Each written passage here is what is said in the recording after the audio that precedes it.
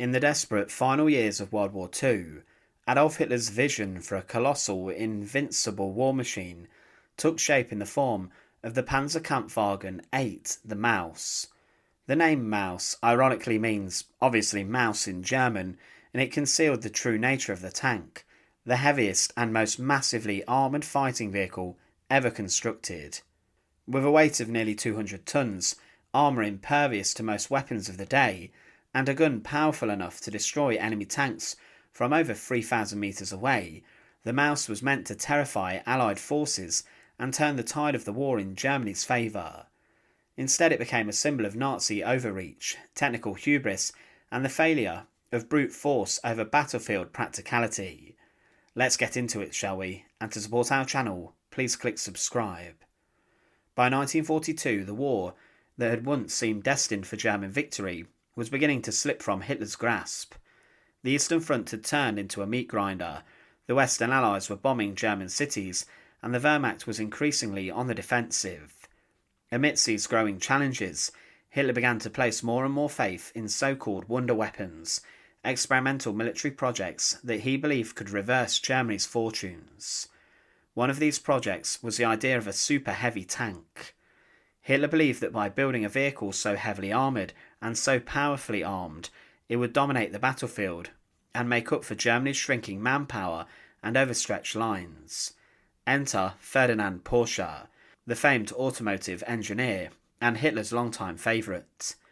Porsche submitted a design in 1943 for a super heavy tank that would dwarf anything the Allies had ever developed. The concept was approved, and the tank was named the Maus. It would be developed by Krupp, the industrial giant already deeply embedded in the Nazi war machine. The Maus was designed to be quite literally a mobile fortress. On paper, its specifications were astonishing. A weight of 188 metric tons, heavier than any tank in history. 10.2 metres long, 3.7 metres wide, and nearly 4 metres tall. Armour up to 240mm thick at the front, effectively immune to all Allied anti-tank weapons. A 128mm KWK 44L55 gun, capable of destroying any tank from long range. A secondary 75mm coaxial gun. A 1,200 horsepower Daimler-Benz MB517 diesel engine, although initial tests used a gasoline engine. However, as impressive as it all sounded, building such a machine proved monumentally difficult. The Maus's size meant it was too wide for standard roads, too tall for railway tunnels, and too heavy for most bridges.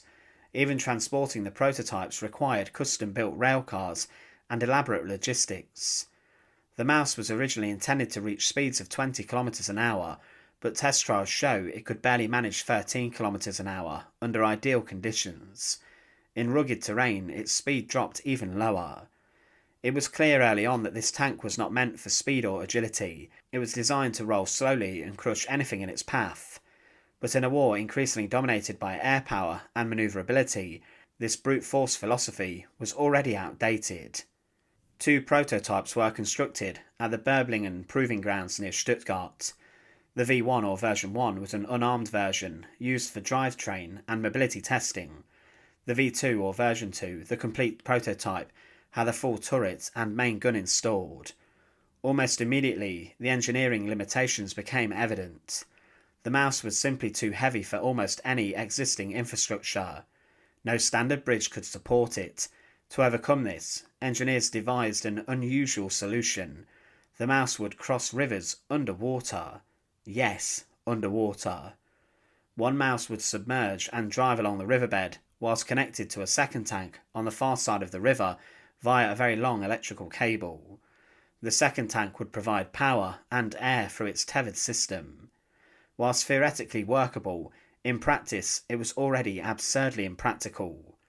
The complexity, risk and preparation time involved in such manoeuvres made the Maus unsuitable for any real-world combat scenario. Even more problematic was its fuel consumption. The Maus guzzled fuel at an astonishing rate, and Germany was already suffering from chronic shortages.